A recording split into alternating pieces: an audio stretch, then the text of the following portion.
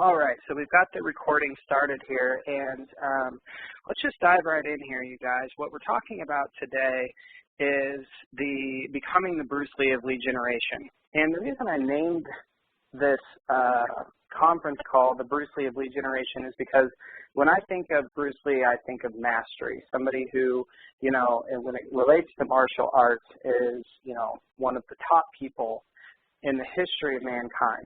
And to start this off, I want to just walk you through a quick excerpt from one of my favorite books, and it's called The Ultimate Sales Machine by Chet Holmes. If you haven't read this book, you should. It is amazing. What I love about it, Chet was a turnaround expert for Fortune 500 companies. So they would hire him to come in if the company was failing and turn it around.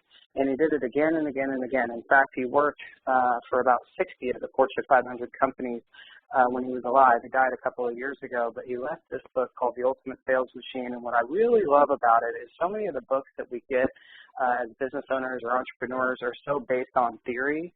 And this is like practicality. It's like do this, and do this. So when I first read it as a DC personality, it just really resonated with me, and I think that there are a ton of great ideas and things that you could pull out of it into your own business. But I want to read you this excerpt from it because I think it'll set the tone for what we're going to discuss.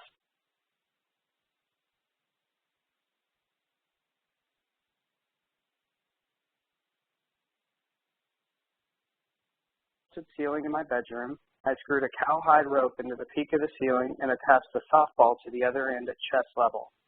My intent was to kick and chop the ball and then be able to deflect it, block it, kick it, or chop the ball again when it came bouncing back. With my first karate chop at the ball with my hand, the ball bounced out to the edge of the rope and back fast, smacking me in the head. This wasn't going to be easy as I thought. I tried all the kinds of kicks, hook kick, front kick, back kick, side kick, but again and again, the ball flew to the end of the rope and then bounced back, hitting me in the head, elbows, shoulder, or chest. I worked on this for several weeks and made very little progress.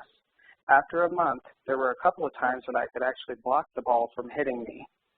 After 3 months of doing this every single day, I could hit the ball with any one of my body's weapons, my hands, my feet, my elbows, and my knees. I could even do a spinning back kick and hit it again, then block it expertly as it flew at me from a different angle. After 6 months, the ball never touched me. I could spin artfully in the air, flawlessly blocking the ball at every angle. It was amazing. I could literally catch, kick, or swat the ball with every move anytime I liked and faster than I ever thought possible. My body was operating like a machine, responding to the ball as if pre-programmed to anticipate every possible move the ball could make.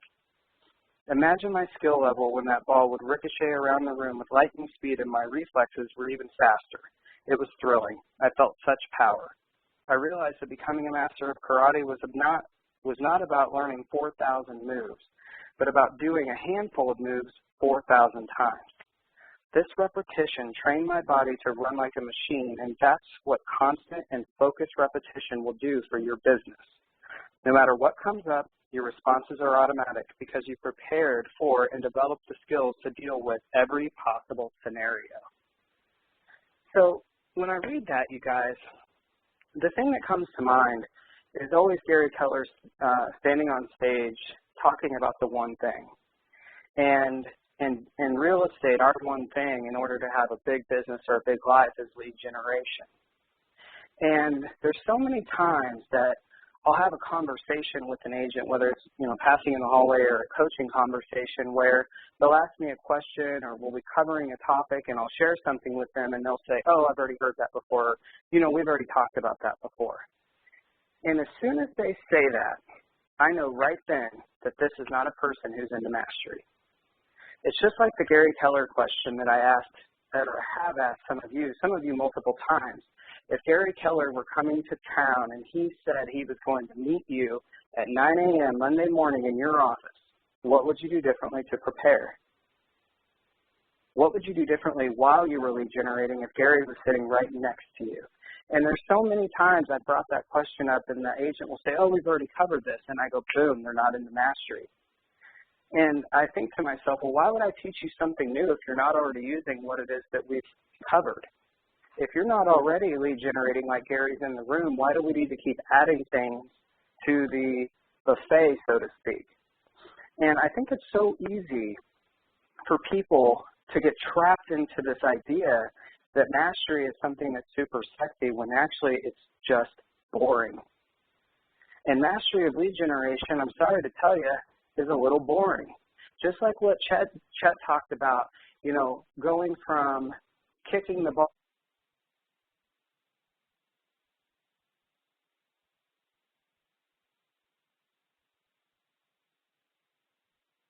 and touch him. And I think of agents and I think, man, what are the 4 or 5 things that if you just mastered those in 6 months, you would be artfully dancing through your day, free of stress, with a business that is absolutely thriving. And I think that one of the biggest things that holds us back is rather than having or doing 4 things 4,000 times, we're focused on doing 4,000 things 4 times. So we generalize instead of specialize. So I'm going to invite you today to adopt this mindset, and I want you to think about, you know, what is it that I already know how to do that if I just kept doing that over and over and over and over and over and over and over, that eventually, just like what Chet talked about with the softball hanging from the ceiling, would pay huge dividends for you. And it's not necessarily new ideas, it's the implementation of the ideas you already have. And I think with agents, a lot of agents, not all of them, but a lot of them, they don't really have a lead generation issue. What they have is a lead conversion issue. And I know that because I'll ask the question, if you just converted at the highest level on all the leads that were coming into your business right now, would you hit your goals this year? And some, not all, but some answer, well, yeah, I probably would. Yet we're so focused on going out and generating new leads all the time. We're not following up with the ones that we've already generated and really focused on getting the most out of those people that we already have. So we're going to talk a little bit about that today. We're going to talk about the anatomy of the 3 hours and what we can do to make lead generation a habit for you. And I'm going to tell you some things that you've already heard. This isn't about you just getting some new ideas. I believe learning is remembering, and you probably already know what to do. You're just not doing what you know, which makes this much more of a mindset issue than a mechanics issue. I believe all achievement breaks down into 2 chunks. It's 90% mindset, 10% mechanics. Mechanics is knowing what to do and how to do it, and 90% is doing what you know. So as it relates to lead generation, ask yourself this question. If I'm not following through at the highest level that I possibly could, is it a mindset issue or a mechanics issue? Now we're going to talk about both, how you can develop the mindset, how you can develop the mechanics, yet 90% of the time it is a mindset issue. It's just like when I'm teaching a class in my market center and I tell people in there, if any of you decide to go broke in real estate, from this point moving forward, it was 100% your choice, because you could go out and door knock today and find people who need to buy and sell. If you just made it a point that you were not going to quit until you got one appointment and you went into it with that level of tenacity, you couldn't fail in this business. And yet you don't do that because you choose not to, and it's because you haven't sharpened your mindset to get yourself up and follow through and do it. And usually as it pertains to door knocking, people tell me all the time that, you know, they couldn't possibly door knock. That's not something that they could do, or they're not wired to do that. And my response to that is usually, well, think about this. Who's the person you love most in the world? And if I told you that you were never going to see that person again until you go out today and door knock until you found an appointment, my guess is that you would get yourself to do it. So you have the capacity. You don't have the leverage to get yourself to follow through and actually do it. And I had this conversation with a MAPS coach this last week as we were at MAPS coaching training all day on Friday, and he asked me about my background, and I said, well, I started out door knocking. I door knocked 3,000 homes my first summer in the business. And I said, I went 3 months door knocking without a single appointment or a single listing. And he said, how did you get yourself to do that? And I said, because the alternative was to be a lifelong server. And I made a promise to my dad that he would never be in a nursing home. And so every time I didn't want to get up and go out and door knock, I thought about my dad sitting in a nursing home. And that pain was so much worse than just door knocking that it got me up and made me follow through. Even when chaos was happening, even when, there were other things that wanted my attention that seemed urgent, yet they weren't important. So that mindset issue is so important. I think it's so critical that you understand that when you decide not to lead generate, it's not because you don't know what to do or how to do it. It's because you just don't know how to get yourself to follow through. You don't have leverage. So that's something that I'd like for you to think about. What is the leverage I need to get myself up to lead generate every single day? Now, as it relates to lead generation, I think that, one of the first things we want to take a look at is what does your environment for lead generation look like right now? Because most of us go unaware of how our environment shapes our behavior. Yet your environment is shaping your behavior all the time. There are some environments where you act like a saint, and there are other environments when you act like a sinner, right? So, for example, if you were invited by somebody in your area to a cocktail party with all of the top business people in the area, my guess is that you wouldn't show up in jeans and a t-shirt because the environment wouldn't allow for that. And on the other side, you probably don't go to bed in a tuxedo because that environment doesn't allow for that. So it's kind of like sailing. If we lived in California or anywhere other than Kansas, believe me, and we wanted to go out and sail on a Saturday, we'd probably on Friday be checking the weather to see if the weather will allow us to go sailing, if it's safe and it will be enjoyable.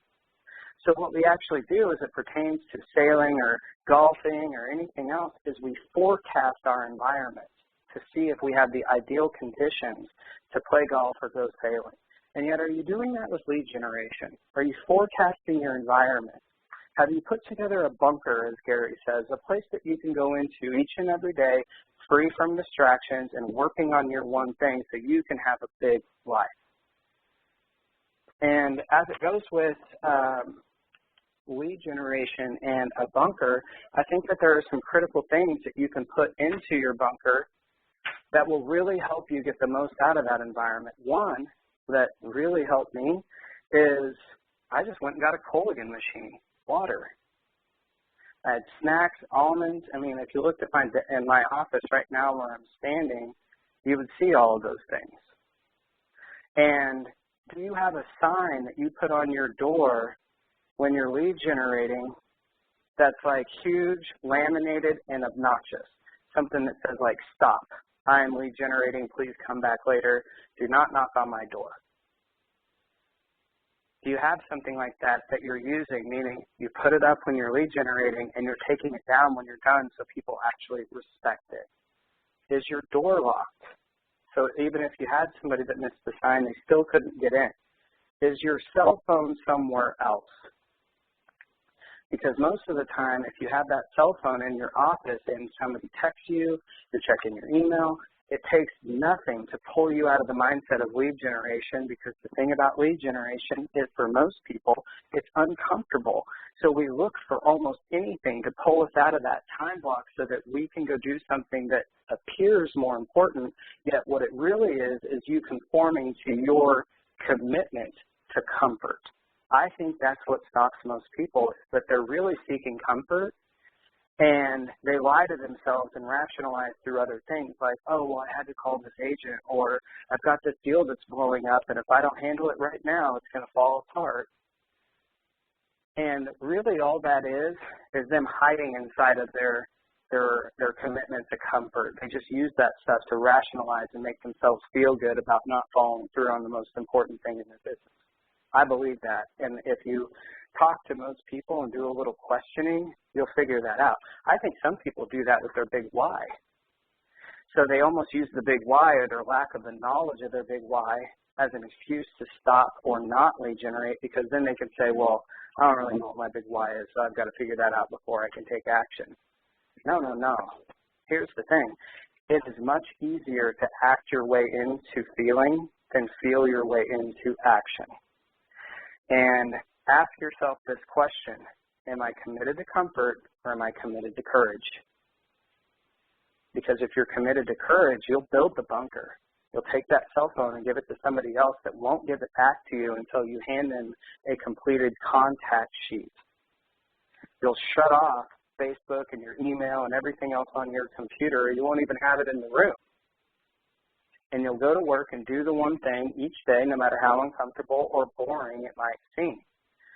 Now, as it relates to the environment, I think the other thing that really helps us is to understand what is the anatomy of lead generation, because oftentimes I think when we hear lead generation, we go to 3 hours of calling. When Gary says you need to lead generate for 3 hours, you go, oh God, I'm going to have to get on the phone and call for 3 hours. And that, depending on your goal, may or may not be true. I think that there are 5 things that break into or break down a lead generation time block. So if you have a 3.5 hour time block, these are the things that actually go into it. So write these down. Number 1 is preparing. I will never forget the time I was at Mega Camp or Family Reunion. Gary was on stage and he was talking about when he used to be an agent. And he would come into the office and each morning his assistant would hand him a folder. And the folder had all the people that he was supposed to call that day for lead generation. And so he'd walk in, grab the folder, go into his office, make the calls, come back and hand the folder to the assistant.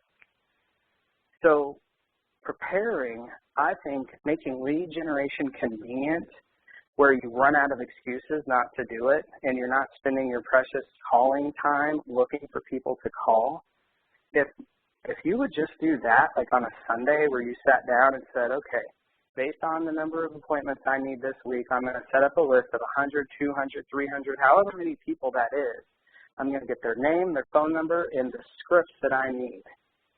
And if you went into your week that prepared, and you did it week over week, just like they talked about with Chet and that softball, you know, he didn't see any results for the first month. It took him 6 months to really get good at it, but you did that month after month. You would see your lead generation just really start to take off. Just that one little activity would take you an hour each Sunday, and a number of you, I have you doing this already. Now, the other thing is, after the prep time, is practicing scripts and dialogues. And there are so many ways that you can do this. You can get a great role play partner, you know, somebody who's committed to the business and will show up and actually role play with you. I remember in 2007, 2008, I met somebody named Josh Roy, and Josh is a millionaire real estate agent. His team did about 48,336 sides last year. And Josh, I was living in Kansas City at the time, approached me about wanting to practice expired and for sale by owner scripts. And we were in different markets at the time, and I said, no, I'm not, you need to find somebody else, I'm not your guy. And what was interesting about him is even after I told him no, he called me back and said, no, I want to practice with you. So when can we get it set up? And what's interesting that most people don't know about that story is that I was testing him. I'd already been through so many bad role play and script partners, people that wouldn't show up or they just wanted to chat when we should have been practicing, that I tested him and he passed the test. And what was interesting is from that day for the next 3 to 4 months, there wasn't a work day that we missed practicing our scripts and dialogues. And we both got really, really good. And when you get really, really good at something, your confidence goes up. And when your confidence goes up, fear dissipates. I remember sitting on in a crowd one time. I think this was Family Reunion last year. And they had Gary Keller and Tony DeSello up on stage, and Tony asked Gary a great question. He said, Gary, if you were to go back into sales, what would be the first things you would do? And Gary said, the very first thing I would focus on is just nailing my scripts and dialogues, because I believe that's what holds a lot of agents back, is that they just don't know what to say, so they don't have the confidence. And I think the other piece of that scripting part is the dialogue part. That's the part where you get really good at asking great questions. And I don't believe people are born just as great question askers. Like you didn't, like come into the world and the doctor say, there's a great question asker right there, that guy or that girl, she's going to be great at asking questions. It's just like anything, you have to practice it. So I picked this up from Diana, and what I started doing is every day writing out 5 really great questions. It takes me all of 3 minutes to do that, and I keep them all in a Google Doc, so they're all in one place. I have it on an app on my phone, I have it on my computer, I have it on my iPad, because I know myself, if I don't have if it's not convenient for me, I won't do it. So I have it in all those places, and every day I go on and I just write 5 quick questions. And that really honed my skills in asking questions, even as a coach or team leader and as an agent. So that dialogue part is so key, because I think so often people get into scripts and they're just in this telling mode, where somebody gives you an objection and you just start telling them what you think they should know, instead of digging deeper to really find out what's the question behind the objection. What is it that they're not clear on? And when you dig deep into that and can uncover the motivation of the people that you're talking to, now you have the ability to influence them. So scripts and dialogues, I think, have to be a part of your daily lead generation time block, whether that's 15 to 30 minutes. If you do that day after day after day after day, over a 6-month or a 1-year period, you're going to get really, really good, and you're going to notice your confidence go way up through the roof. Now, the next piece after script practice is prospecting. And prospecting is when you're looking for business, and that could either be face-to-face or over the telephone.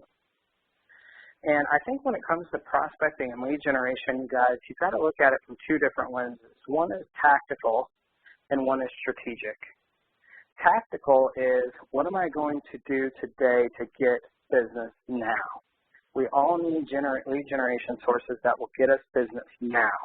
Expired, for sale by owner, open houses, door knocking, calling your sphere. Those are all examples of something, or a tactical way to lead generate that can get you business today. I think the challenge with a lot of people is they go through their contacts, they never ask for the business. Just ask for the appointment. A lot of people, I don't think, ask. Now, strategic is more long-term. The leverage lead generation activities that you can do that over time, as you perfect them, will start to pay dividends. So farming would be a good example of this, or setting up like a networking group where you meet with people, either once a week or once a month, and over time, that starts to pay off. So when it comes to prospecting, you want to be tactical and strategic, and yet when you're looking for new business, if we're looking at a 3-hour lead generation time block, you could spend, 45 to 50 minutes of intense focused time on prospecting, where that's the only thing you're doing. And after prospecting, you move into lead follow-up. Now write this down. 85% of sales are made between the 5th and the 12th phone call. 85% of sales are made between the 5th and the 12th phone call. A lot of you who were on the webinar last month, coaching clients that were on the webinar last month, heard me tell the story about an agent in my office named Holly. And Holly, her first year in the business, did 44 transactions, and there is no asterisk next to that achievement. She's not from here. She didn't have a dad who's a builder or, stumble on a bank that gave her 30 listings. She grinded and got 44 sales her first year. And 7 of those 12 months, she was working full-time as a teacher. And we taught her how to do for sale by owners. We taught her how to do expireds, and she just went out and killed it. And this year, she and her husband and an admin will probably close anywhere between 120 to 140 transactions their second year in business. And today, we were in a team meeting, and she was there because she went to family reunion, and she's also a mastery client. She's not one of mine, but she's in Mass. And she went on 13 listing appointments in the month of January. 13 listing appointments. And we were talking about this lead follow-up, and she said, you know what I noticed is that a lot of the agents in our area are really bad about following up on leads. They just don't do it.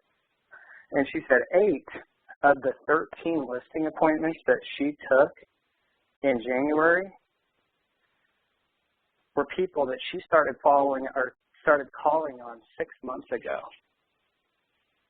So 8 of the 13 listings she took in January were people she started working on 6 months ago. And what she said is she just calls them every 2 weeks. And she said, yeah, it's boring and sometimes it stinks because, you know, there's nothing to report or nothing's changed. It can be awkward, yet she does it.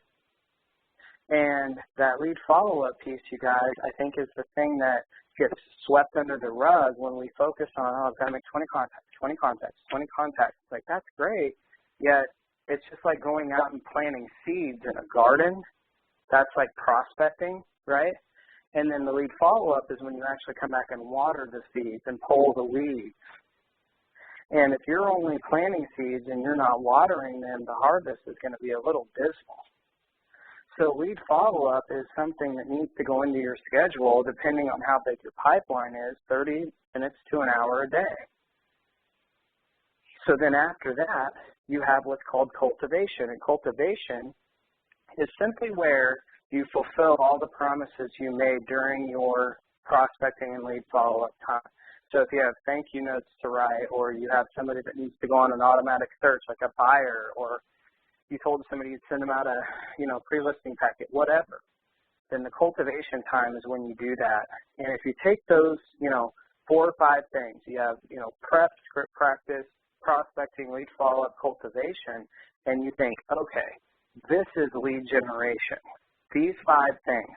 I think the prep thing needs to be done once a week and a little bit done each day. But script practice, prospecting, lead follow-up, cultivation, those are things you do every day. I think that what that does is it takes some of the pressure off. And you'll notice over time, just like with Holly, if you're following up, you build this really magnificent pipeline of leads, and you don't lose people. So I'm just inviting you to take a look at your bunker and ask yourself to forecast your environment so that you can succeed or perform at your very best. And the second thing is, when your lead generation time block, whether it's 3 hours, 4 hours, whatever, get very systematic and specific about what goes into that lead generation time block. And when you look at it that way, like I said, I think it takes some of the pressure off. And if you're asking yourself, you know, I do this all the time when I'm on a coaching call, I'll ask myself, how would I handle this call if Diana were standing right next to me right now? Because Diana is ultimately who I report to. And the last thing in the world that I ever want to do is make her look bad. So I ask myself, what would I be doing if she were standing right next to me right now? So if you're asking yourself that question, you're prepared for your lead generation, you've done your scripts and dialogue, and you go into the lead generation time block knowing that first I'm going to do prospecting, then lead follow-up and cultivation. What happens, you guys, is that you get to finish lead generation and move on to the rest of your day. It's not this thing that's looming and eating at you for the rest of the day, because here's the thing.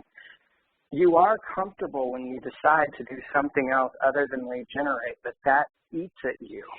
It eats at you. You know it's there. You know it's not going away. Now you tell yourself, you know, I'll do it tomorrow, or tomorrow's going to be the day that I am the best lead generator ever, yet you know it's not true because it doesn't happen. And when that eats at you like that, it saps your energy. How would the rest of your day look like if you did your 3-hour lead generation time block exactly how I just asked you to, and then you had an hour of chaos time where you caught up on all the emails, the phone calls, you know, the 80% of things that are leaning or pressuring you, and then you're free the afternoon to go on your appointments. We call that in bold a life by design. Now, one of the things that's important about that, and as it pertains to lead generation, is that if we're scheduling out our weeks, you guys, or your months or your year, I always do it the way that Gary taught me, and that is you pay yourself first. It's almost like financial advice. If you ever talk to a financial planner and you're trying to set up an investment plan, What they'll tell you is that when you have a commission check or something comes in, you always pay your investments first, because if you try to pay your investments last, then your money goes to other things like restaurants or bills or whatever. So they always say when you get, if you're following a plan, you pay yourself first. Your schedule should be the exact same way. Like at the beginning of the year or at the end of the year, if you're planning out 2016, like if you looked at my schedule, every vacation that I'm taking for 2016 is already on my schedule. It's already there. And I know now how to work my time around those vacations. And what it does is it's like the last mile of a marathon. If I'm feeling a little burnt out or tired, I can see, you know what, I'm going to have a break here in about 3 weeks. I can push through this. And what most agents do, I think, is that if they try to take time off, it's not pre-planned and they go out of town, yet they don't stop working. Just because you're geographically not in your city doesn't mean that you're on vacation. So when it comes to your calendar, if we're talking in a weekly standpoint, pay yourself first. Go on there and put your family time on the calendar now and treat it like an appointment. Treat it like a listing appointment. If you have an appointment to be home at 5:30 on Wednesday and somebody says, well, I need to see you home at 6 o'clock, you can look at your schedule and go, I'm sorry, I've already got an appointment. I have some times available at this time or this time, which would work better for you. And I've taught this to so many agents, and they get so fear-based, like, oh, that buyer is going to leave me or go do something else. And the reality of that is you have to ask yourself this question: are people choosing to work with you because of your availability or because of your value? Because if you can articulate your value, people will wait. It's like a doctor. You don't call a doctor up and say, hey, I'm going to swing by your office at 6:30. No, they're going to tell you when that doctor is available, when she can see you. And if you don't like it, you're free to go to someone else. Yet if you're committed to your doctor and you understand the value that they bring or have a relationship with them, you'll wait. And I don't look at it any differently as being a real estate agent. You have to pay yourself first on your calendar, because that allows you the longevity to get up every day and perform at your very best. And when we're talking about becoming a lead generation master, one of the things that you have to really understand is showing up to the office with your game face on. That's when you're at peak energy. When you walk in, you will not be denied. And if I ask most agents, what's your game face plan? How do you get yourself up and ready and moving and full of energy even when you don't want to? How do you do that? Most don't have a plan. I have a new client. He's down in San Antonio, and I started coaching him about a month ago. I just loved working with him because the first time that we spoke, we kind of uncovered that exercise was really something that was missing. It was like that keystone habit that if he nailed that, it would virtually knock down every other domino or every other thing in his life that was currently hurting. And so we agreed that every morning at 5:45 he was going to text me that he was at the gym, and not just text me like, hey, here, I'm here, but he had to take a picture and send it to me. And he did great. And, does he miss a couple days here and there? Sure, but he's making it to the gym more often than not. Now he's hired a personal trainer, and he's going to get in the best physical shape of his life. And when you're in the best physical shape of your life, you make the best decisions you can. And a lot of us, when we're going into lead generation, we're just so tired that we don't have the energy to get ourselves up and really follow through. So what's your game face plan? How do you get in every morning even when you don't want to and have the energy to follow through at a high level? Mine is very specific. I wake up in the morning, first thing I do, huge glass of water. Second thing, yoga, 30 minutes minimum. 15 minutes of meditation, get in the shower, I am ready. And it doesn't matter if I slept 4 hours at family reunion. If I get up and do that, I feel fine. It doesn't really matter how much sleep you get as long as you're using or doing activities that will give you energy. And this isn't a health class yet. It affects so much of your results. You just don't realize it. So what's your plan to put your game face on so every morning you show up ready to rock and roll for 3 hours? And just imagine what that would look like if you were time blocked, prepared, practicing scripts and dialogue, nailed prospecting, lead follow-up, and cultivation, so you can just fold that lead generation book closed, stick it on the shelf, and know that you're done with it until tomorrow. what would you feel like? I bet your energy would go way up, and over time, if you did this, then you wouldn't be coming to a call saying, you know, I didn't lead generate this week, or, you know, on a scale of 1 to 10, I'd give myself a 3. Just these little bitty changes that if you'll make them over time, they produce massive results. It's like what Gary says, it's time on task over time. So we talked about the environment. We talked about the bunker. We've talked about, you know, having a game face and having a plan. So let's get into the specifics of lead generation. I think that in order to have a big business, you need to have anywhere between 3 to 5 lead generation systems or sources. So you could have like your Sphere, open houses, for sale by owners, expireds, and farming. Like those could be your 5. And your goal is to become the expert or the master at those 5 things. Everything else goes into an idea folder to be revisited at the end of the year. And you focus this year on just those 5 things. And the question I always ask myself when I'm looking at learning something new, first off, is what stage of learning am I currently in? There are 4 stages of learning. The first one is unconscious incompetence. Unconscious incompetence. That's when you don't know what you don't know. The second one is conscious incompetence. That's when you realize you don't know everything. For me, this happened when I was about 21 and came home and apologized to my mom because I realized that I was just a stupid teenager and didn't know exactly how the world worked. And after getting, you know, knocked down a few times, it was a humbling experience. I became consciously incompetent. And then with some focus, intention, and time, you become consciously competent. That's when you know how to do something, yet it still takes a lot of mind energy to do it.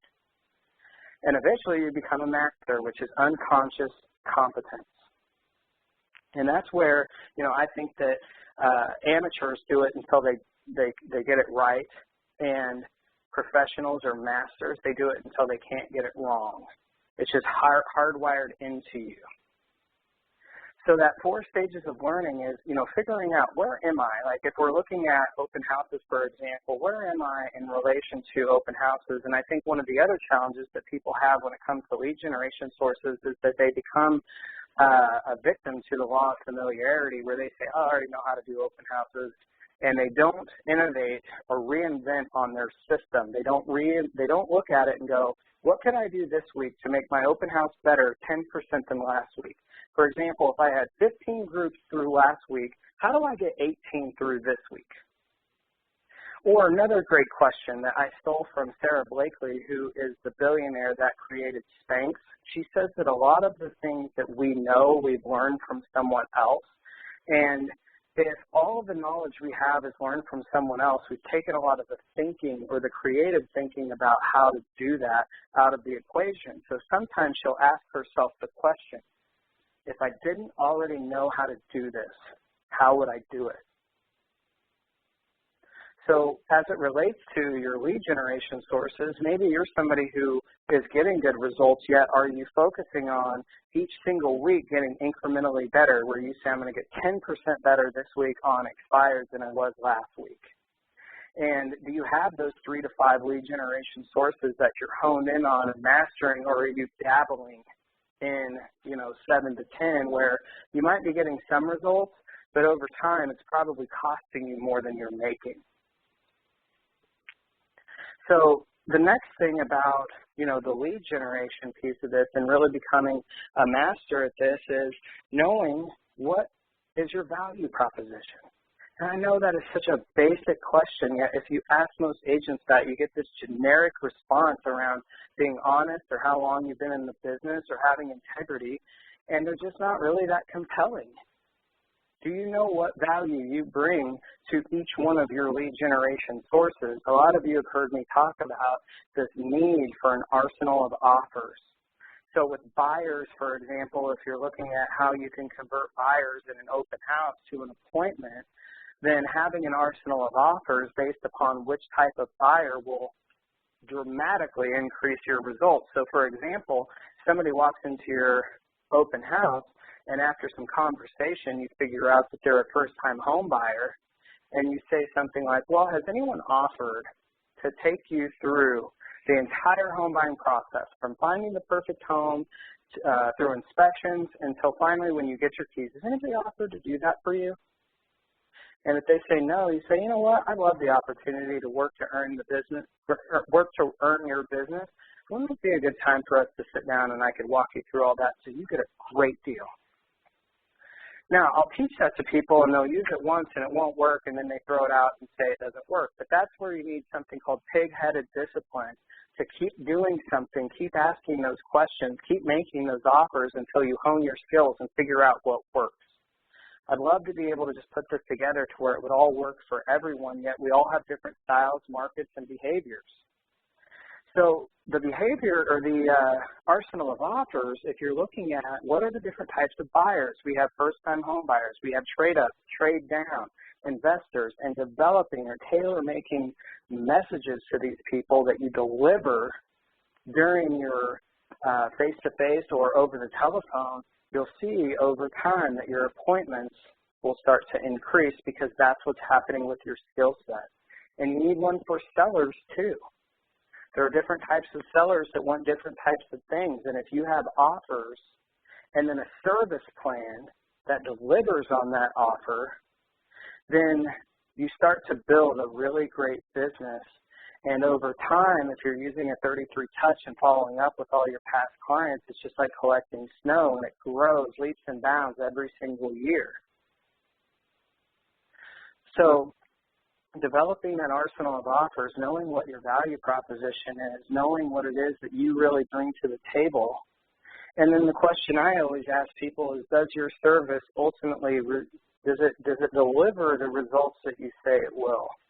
It's kind of like if you're watching infomercials and you see something on there for $19.95 and I don't know, it takes out stains or does whatever, and you buy it and then it doesn't take the stain out, you feel lied to. So does your service deliver what you say it will? And if it doesn't, then you've got some opportunity there to innovate on it until it does. So as it relates to being a really great lead generator, a master of lead generation, you've got to know what your value proposition is. And you've got to know how to articulate it in a form of questions that enroll people into the conversation, not just you out there telling people what you think they need. It's just like yesterday, I moved out of my old office and I moved into a new office and I don't have any furniture yet. And I went into this consignment store that's close to my house and I walked in. Salesperson walked up to me and said, well, you know, how can I help you? Standard answer. I said, I'm looking for a desk. He said, okay, well, come back here. And he shows me this is, well, no, we walked back and there's this other salesperson sitting at this desk. And he asked the guy I was talking with if he needed to move. And he said, no, you're good. I'm just about to sell one of these desks. And I kind of looked at him like, did you really just say that in front of me? And he said, this is the only size we have, and so what do you think? And he was like, no, this is too small. This isn't what I'm looking for. And I said, thank you very much, and just turned around and started walking off because I didn't want to talk to him anymore. He only asked me one question. We walked across the entire store together. He didn't know that I'm also in the market to buy kitchen chairs because we have those high ones, and I'm tired of my daughter falling off of them. If he would have asked me that question, what other piece of furniture are you in the market for, I might have told him that I was looking for kitchen chairs as well. And then when we're walking out, he's following me. And he said, how's that recliner that you have? And I looked at him and I said, I don't have a recliner. I never bought a recliner from you. And he said, no, how's your recliner? I was like, I don't have one. He's like, well, come over here and look at these recliners. I'm like, I don't need a recliner, man. Have a good day. He didn't even ask me. And that may have worked 20, 30, 40, 50 years ago when people didn't have options. But they're asking great questions and enrolling people into the conversation and uncovering what it is that they really want. If you can do that, what the emotion is that these people want, that's what's driving everybody to make a move, is they have an emotion that is not being met and they see moving as a way to fulfill it. And if you can build rapport and ask great questions to where they tell you what it is that they're really looking for, and then you listen and take that advice and apply it towards your service plan, you create customers for life. I remember when I became a team leader, and I had the good fortune to coach with one of the top team leaders in the entire Keller Williams system. His name is Lucas Sherradden. And Lucas told me, everything you do is recruiting. And I said, well, what does that mean? And he said, think about it. How you do team meetings, that's recruiting. How you handle conflict is recruiting. Because it all creates a story, and that story will grow outside of your market center. And it just hit me. I thought, holy cow, he's right. Everything we do as an agent is lead generation. Everything. How you ask questions, how you resolve problems, how you follow up with your clients, how you answer the phone, the experience or the service that you provide, everything you do is lead generation. And if you want to become a master at this and eventually grow a business to where you can start handing off the service side to your business, you've got to have it in a system that you teach to other people. But every single thing that you do is lead generation. Now, if we're talking about becoming a master of lead generation, then I want to talk with you a little bit about some of the ideas or things that you could use that I don't think many people tap into. So one thing is, I remember when I was an agent, I was sitting in a Recruit Select class, and John Davis, who's now the president of Keller Williams, was the instructor. And John is an amazing instructor, mainly because of his energy. He just keeps things very exciting, and you don't feel like it's, moving at a snail's pace. And John was talking about how when he was a team leader and how he built the market center he was in, what he did is he would go out and find the top influencers in his market, like the people that everybody had respect for, the true leaders of that area. And then he would work to develop relationships with them. And so one thing that has really served us well over time is if you're in your market, and this is a lead generation idea that I don't think a lot of people talk about, is make a list of who are the top 25 most influential people in your market. Who are the top 25 most influential people in your market? And then ask yourself, once you have the list, what can I do to start getting in relationship with these people? And on your schedule every week, just set aside 1 hour, just 1 hour every week, where you work on that list and you ask yourself, what can I do this week to get into relationship with one or all of these people? Maybe like for us, it was small businesses. So I found it was called StartupWichita.com. It's just this group of entrepreneurs in the area that they all get together once a month and they network. And I really love working with small businesses, and I think that real estate agents are entrepreneurs. So, I found this entrepreneur seminar that was going on, and I met a lot of the key people who are the next generation of entrepreneurs here in the Wichita area, and started developing relationships with them. So if you looked at a list of the top 25 most influential people in your area and then just put a little focus on it 1 hour a week to think about what can I do to get into relationship with one of these people this week, or just target one and focus on getting into relationship with that person. Maybe they're a member of the Chamber of Commerce, or you know that they're going to a particular event and you see them there and you make it a point to strike up a conversation. But where focus goes, energy flows. So that's one lead generation idea that I seriously doubt anybody is using that you could adopt right now that would really not take any money, just a little bit of effort and time.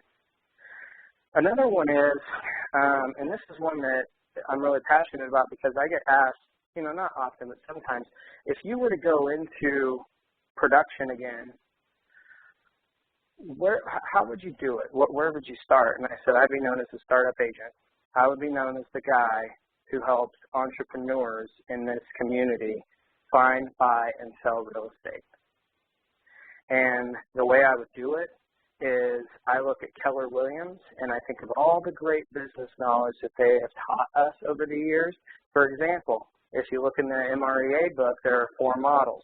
economic lead generation, budget, and organization. And they all answer and ask different questions. Economics is basically how many clients do we need in order to hit our goals. Lead generation is where do we find those clients.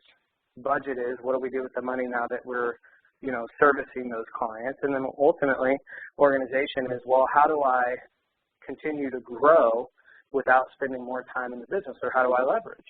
And then it hit me one day, I'm like, well, how many businesses out there can you honestly say don't need an economic lead generation, budget, and organization model? They all do.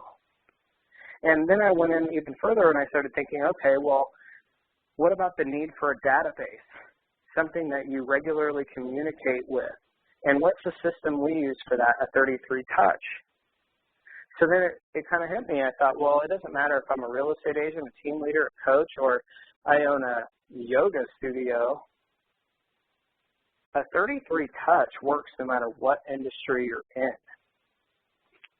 So if I were to go back into production, I would be going out to all these entrepreneurial agents, introducing myself, getting into relationship with them, and telling them, look, I'll help you build your business for free. I'll show you some things that work really great, some systems, some models that will work for you if you apply them. And all I'm going to ask in return is that if you or someone you know needs to buy, sell, or invest in real estate, I'm the one that you call. Fair enough? And that's how I would build it, because it would be a ton of fun. And over time, if you were diligent enough to just continuously add people to your database, and what I also found is if you call out of the yellow pages, about 85 to 90% of the time, if it's during business hours, somebody's going to answer the phone. Businesses are really easy to get a hold of. So that's an idea on top of who are the top 25 most influential people that, are in your market, and what can you do to start developing relationships with them. Now, a few other things that I want to just touch on real quick are some ways that you can get yourself to follow through and start lead generating regularly.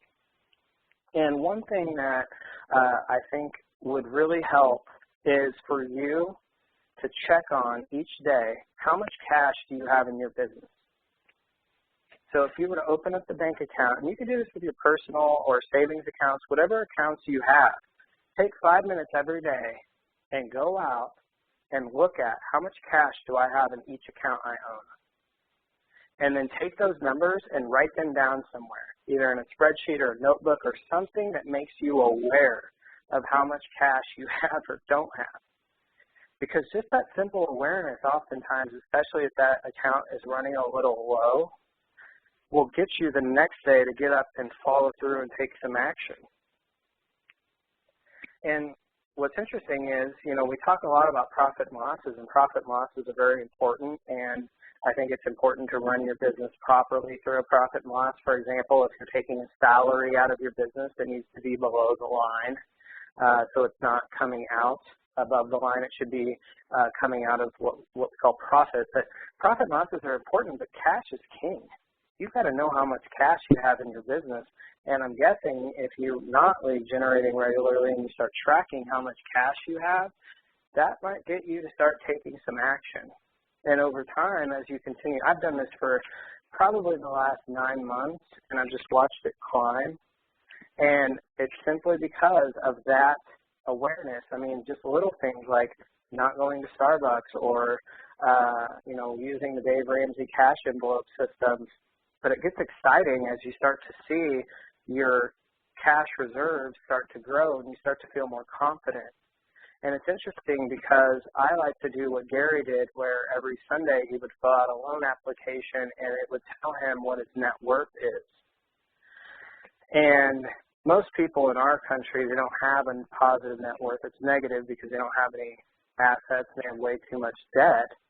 Yet when you start focusing on how much your net worth is and asking yourself the question, what's one thing I can do this week to increase my net worth, and you start tying that to lead generation, then that could be something that would motivate you to get in and do it every day. And it's an interesting paradigm that I've noticed over the past 6 months or so is that poor people talk about how much money they make each year. Rich people talk about how much they're worth. When they say somebody's a billionaire, they're not making $1 billion a year. That's how much they're worth. So tracking that, having clarity around your finances, that could be a really great idea or strategy for you to use to start getting yourself into action in the area of lead generation. And another thing is start measuring your lead generation effort. I do this with a number of you, not all of you yet. But if we started tracking each day your effort in the area of lead generation, not necessarily your results, but your effort, over time, that awareness, we should start to see your effort go up. So how this works is you ask yourself this question: did I do my best today to lead generate for my business? Did I do my best today to lead generate for my business? And you score yourself from a 0 to a 10. 0 is I did nothing. 10 is Diana would have been like, holy cow, this is the most amazing lead generator I've ever seen. And you measure that and you track it every single day. Now here's one thing, is to look at what could be 5 to 6 daily questions that all start with, did I do my very best today, for example, to exercise and take care of my body? And you rank that from 0 to 10. And you answer those questions every single day, or better yet, you do what I do. You have your spouse ask and rank those questions every day, because then I'm accountable to her. And you score it, and over time, what you'll notice, just from the awareness and focus on it, you'll start to see your effort go up. Because that will bring into awareness your choices that you're making in regards to lead generation. In a lot of cases, it's more painful to put a 3 or a 4 on there than just to follow through and lead generate. So daily questions is really important. I stole that from a book called Triggers. It's by an executive coach named Marshall Goldsmith. So we're at the end of the hour, you guys. I know I talked a lot about a lot of things. I hope that you got some value out of this, and that you will revisit it, or if you have questions about it, feel free to email me, jordanfried@kw.com, or text me. I'm happy to answer any questions you have. It is or has been recorded, so I'll get that uploaded and sent out to everyone. You should have it in your inbox no later than Monday. I hope all of you have a wonderful and productive day, and use today to become a lead generation master. Thank you for listening. Bye-bye.